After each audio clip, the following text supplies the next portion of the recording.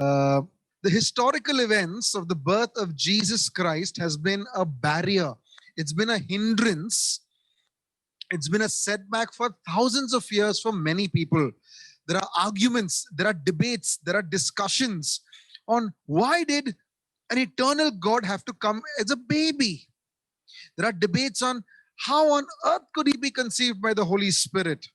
There are debates on if he was truly the Messiah King, why should he be born in a stinky stable? Why did he have to have a humiliating, and many, many more questions that have caused numerous amounts of debates in world history.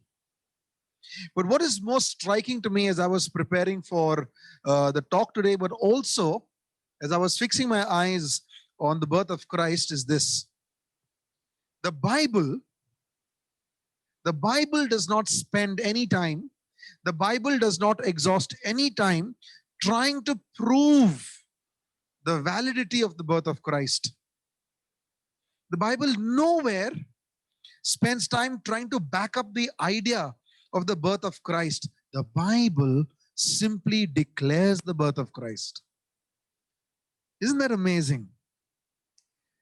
But as I was thinking about this, I was thinking, how do we as Christians, how should we as Christians respond to this? How should people who are not yet Christians, how do they respond to this? And therefore, I'd like to invite you to this evening's talk on welcoming a realistic response to the birth of Jesus Christ. When we think of the humiliation that Jesus had to go through, we normally think of, at least I normally think of the death of Christ, which was very humiliating. But even the birth of Christ was very humiliating. In a world where the value system was those who are good end up rich, those who are poor, those who are sinners end up poor, Paul says to the church in Philippians, Jesus was born in poverty, taking the form of a servant. And that was the belief system of those days. We're going to be looking at a passage in Luke and we're going to be looking at a passage in Matthew. But what is interesting is, before we read the passage in Luke, is this. In Luke, I think chapter 1 or chapter 2 starts off with talking about a man by the name of Caesar Augustus. Okay, if you read Luke chapter 2, we're not going to read it right now. We're going to read another passage, but I'm just giving you context. It starts off with this man, Caesar Augustus. From world history, we know that Caesar Augustus was the adopted son of Julius Caesar. Now, Julius Caesar, upon the death, when Julius Caesar died, he was declared to be divine. Okay.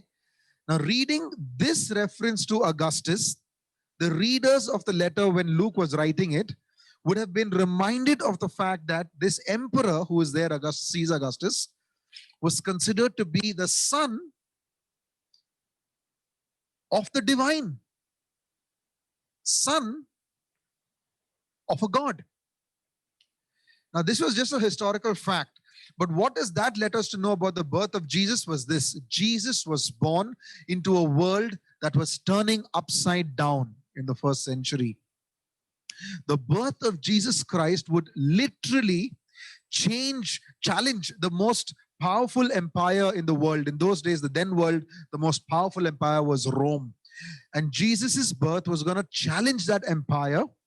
In fact, not just that, the coming of Christ was going to inaugurate another kingdom in a special way and overshadow and outshine all that was happening in Rome.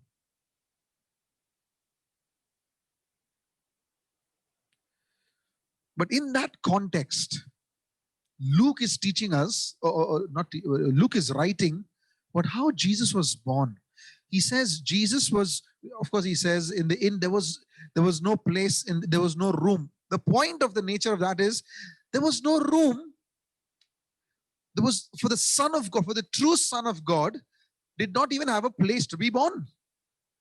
And here we see he is going to come to outshine every other kingdom, every other empire, challenge the most powerful empire of the then world, Rome. And for this king, for this Son of God, there was no proper place to be born. So here we are struck with this reality. God becoming a human being, but born in a stable. That's the best Joseph and Mary could do. The one through whom God made all that was made for us was born in poverty without a proper place to lay his head. And yet,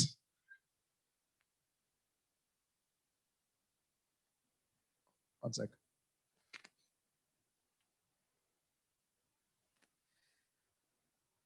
And yet, Jesus was born in a world that was turning upside down. He was born soon to be challenging powerful worldly empires and kingdoms. He was born soon to be inaugurating in a special way a kingdom that would outshadow every other kingdom. We're going to be reading from the passage of Luke. I'm going to invite Ginu to help us reading with the first Bible reading for today. It's taken from Luke chapter 2, verses 18 through 20. Ginu.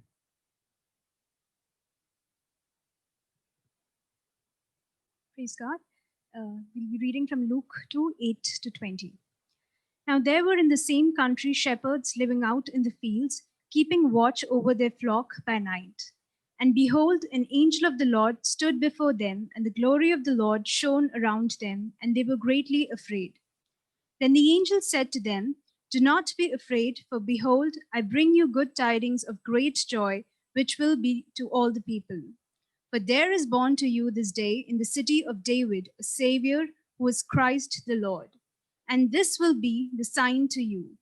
You will find a baby wrapped in swaddling cloths lying in a manger.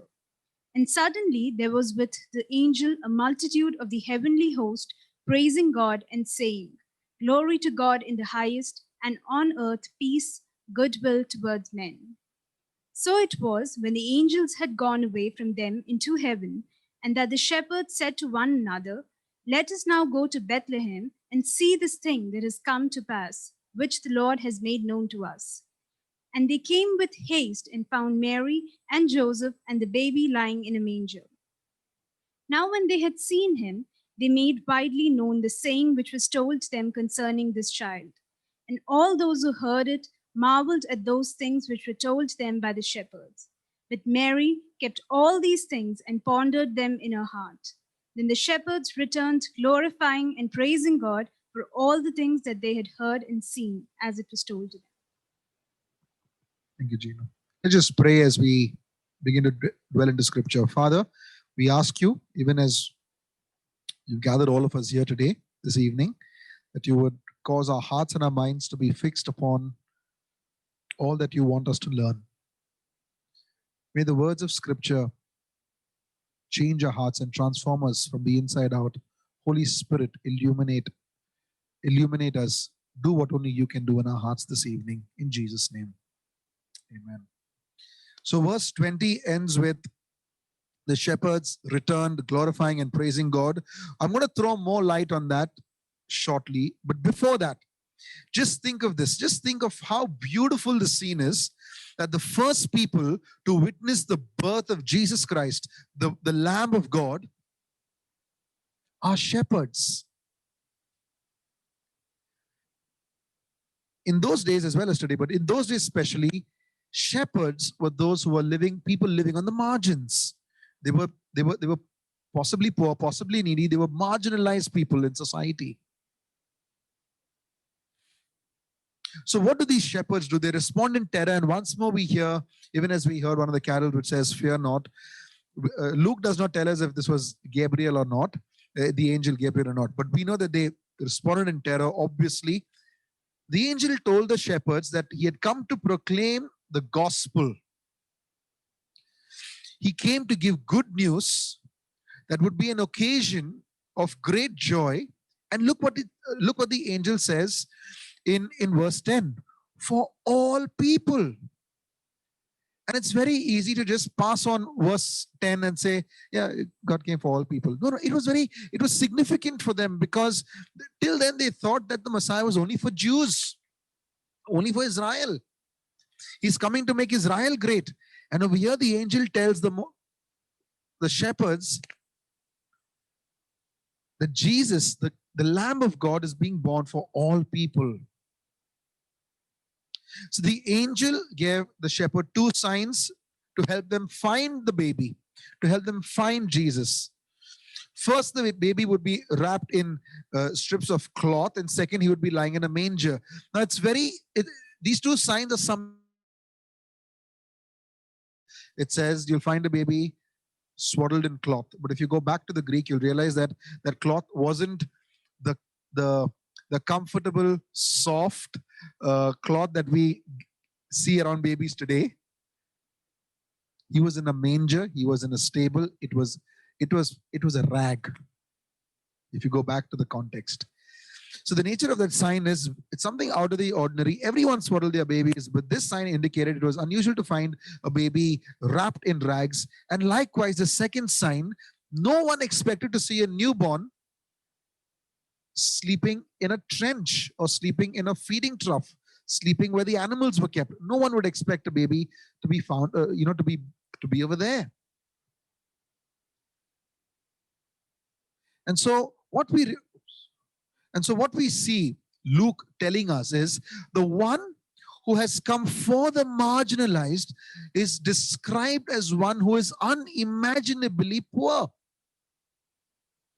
The King of Kings, the one who's going to come and shake kingdoms, inaugurate a new kingdom, outshine powerful empires of the world, is described as one who is unimaginably poor.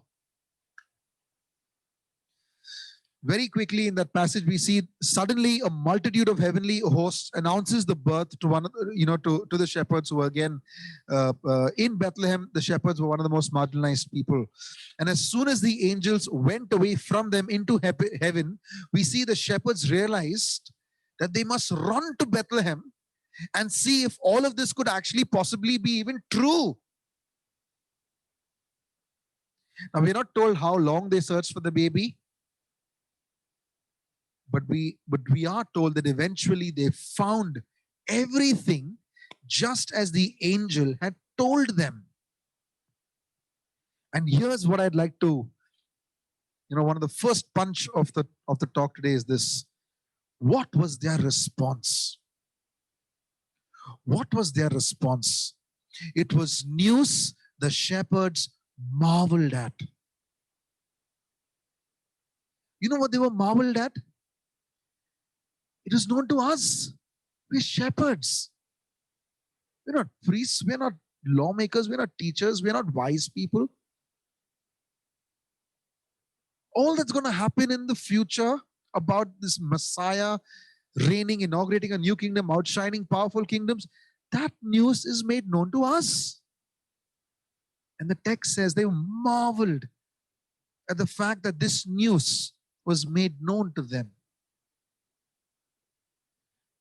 The title of the talk is A Realistic Response to the Birth of Christ. And I think for many of us who have been Christians for so long, we look at the birth of Christ as a ritual. We know what's happening. It's so rigid. It's so routine. It's so rhythmic. We lose sight of the fact that it's something marvelous that happened in world history. They marveled. When I was preparing, I could almost think of myself as one of the shepherds in their stunned voices. Us? The message came to us? So the marvelous news was first revealed not to high priests, not to the wise men, but to the men who spent their days. Who were these shepherds? They were shepherds who spent their days in the drudgery, in the daily routine of just caring for sheep, of just caring for flock. This marvelous news came to them. And as soon as the shepherds leave the scene, so excited for all that they've seen, Luke leaves us alone with Mary. She was carefully storing away all these memories, each precious image. She was thinking about them, pondering in their heart. She will be doing this for the rest of her life. She must have wondered why the mighty one who's done great things in her, even she's a girl in the margins, she must have been puzzled that there was no other group of royal officials to greet her sons, only a humble bunch of shepherds. And so the first thing I'd like to think of is, and I'm going to later on when I conclude, I'm going to say how in many ways we are like shepherds, living in the drudgery, the daily routine work of life. and in the daily routine work of life, in just another ordinary day, the marvelous news of the birth of Christ comes to them, and they don't hold back. They marvel about it in their hearts, the fact that this news was made known to them. We're going to quickly move to the second Bible reading. Again, I'm going to call Gino. Now, this time it's another group of people, not the please, not the shepherds, but the wise men. And let's see what was their response. This is Matthew 2, verses 1 to 12. Now, after Jesus was born in Bethlehem, Judea, in the days of Herod the king, behold, wise men from the east came to Jerusalem, saying, Where is he who has been born King of the Jews? For we have seen his star in the east and have come to worship him. When Herod the king heard this, he was troubled, and all Jerusalem with him. And when he had gathered all the chief priests and scribes of the people together, he inquired of them where the Christ was to be born. So they said to him, In Bethlehem of Judea, for thus it is written by the prophet, But you, Bethlehem, in the land of Judah, are not the least among the rulers of Judah. For out of you shall come a ruler who will shepherd my people Israel. Then Herod, when he had secretly called the wise men, determined from them what time the star appeared. And he sent them to Bethlehem and said, Go and search carefully for the young child, and when you have found him, bring back words to me that I may come and worship him also. When they heard the king, they departed, and behold, the star which they had seen in the east went before them till it came and stood over where the young child was. When they saw the star, they rejoiced with exceedingly great joy. And when they had come into the house, they saw the young child and Mary his mother, and fell down and worshipped him. And when they had opened their treasures, they presented gifts to him, gold, frankincense, and myrrh. Then, being divinely warned in a dream that they should not return to Herod, they departed for their own country another way. So, the context of Matthew 2, let me just tell you, this scene opens in the final days of King Herod. King Herod is a ruler who's got this paranoia which led him to kill his own sons and wives and do whatever he could to maintain power. So it's not surprising that the news from the wise men concerning the birth of a new king struck the imagination of Herod. But unlike the lowly shepherds, these are wise men. The wise men, they were an elite political force exercising authority. They were instituted, by the way, in the days of Daniel, since the time of Daniel. Even Daniel was appointed as one of them. They were astrologers, they were astronomers, they were men who studied the writings of religions of the ancient world, including the Hebrew scripture. And so these are not, they have a different personality than the shepherds, the wise men. They have a different personality than the shepherds. So for them, it made sense to follow a star to Jerusalem.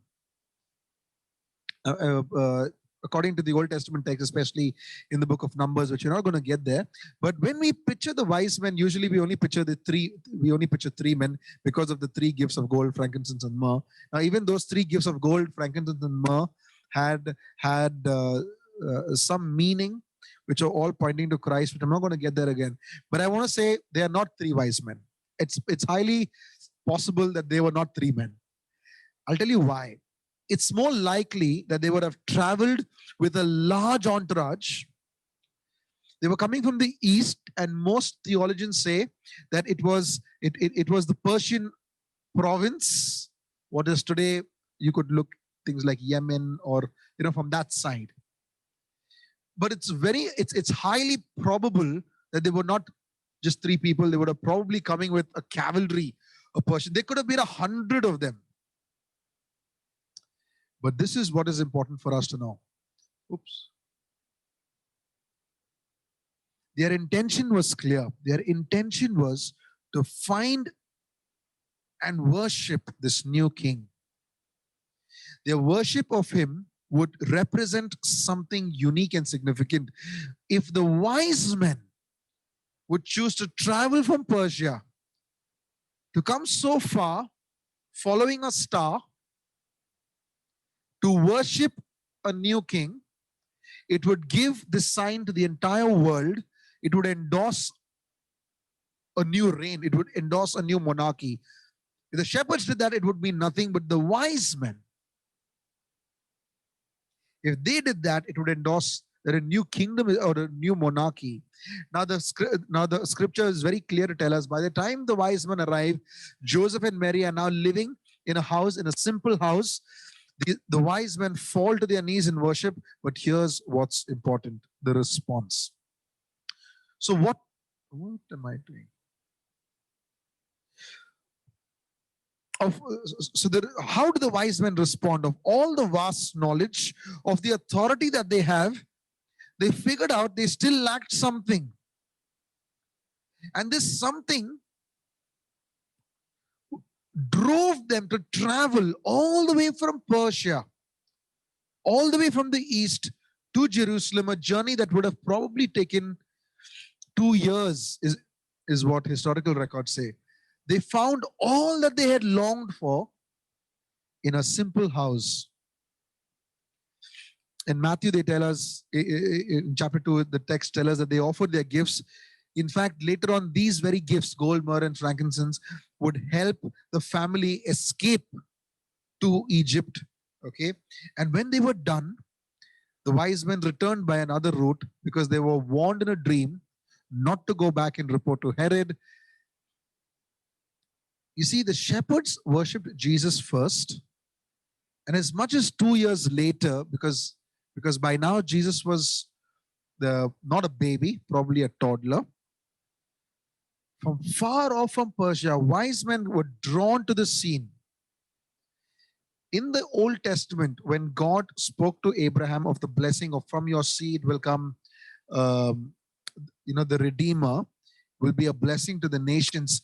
These wise men coming from the east, outside of Israel, coming from another nation, they were the first representation of the nations coming to the Redeemer, of the nations coming to Messiah.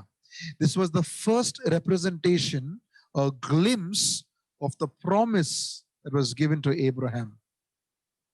These wise men were elite people. They were educated people. They had enormous power in the Persian court. Yet, friends, as I begin to conclude, with all their power, with all their knowledge, they realized something was obviously lacking. They hungered for something more. And when they saw the sign of the star, they seemed to have understood that the star would lead them to the answer they had spent a lifetime looking for, but they had yet to find. And so when they bow before the King of the Jews, it was as if the faraway kingdoms of the world were bowing down, foreshadowing the day when the prophecy says, when every knee from every tongue and tribe will bow down to King Jesus. What they would do, what they are doing and bowing down, is foreshadowing that very prophecy. And as I conclude, I want to remind us something. You and I would not have properly engaged with the Christmas story, with the nativity of Jesus, until you and I find ourselves at some level in the shoes of the shepherds and the shoes of the wise men. The journey from the sheep pen to just staying beside the manger where Jesus was is a journey in some way all of us have got to make. In many ways, we are like the shepherds. Constantly busy with the daily grind of work, constantly engaged with the drudgery of work, being busy, building our lives, building our careers, caring for family, like the shepherds. Like the shepherds, you and I must also be drawn out of the daily grind. Like the shepherds, you and I must also be drawn out of the daily drudgery of our lives and realize and marvel that the good news has been revealed to people like you and me. But in many ways, we are also like the wise men.